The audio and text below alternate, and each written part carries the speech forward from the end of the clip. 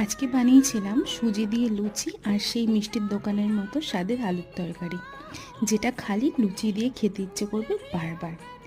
প্রথমে আমি সুজিটাকে 1 ঘন্টা ভিজিয়ে রেখেছিলাম উষ্ণ গরম জল দিয়ে।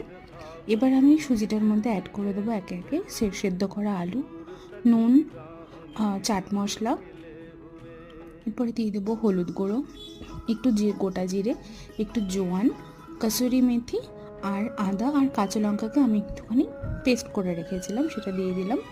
আর মধ্যে অ্যাড করে দিলাম চিলি ফ্লেক্স। হয়ে গেলে আমি এর মধ্যে 1 কাপ আটা দিয়ে একটু তেল দিয়ে আর একটু দিয়ে দিলাম ধনেপাতা কুচি দিয়ে এবার এই আটার ডোটাকে ভালো করে মেখে নেব। মাখা হয়ে গেছে। এবার চলে আসি আলুর তরকারিতে।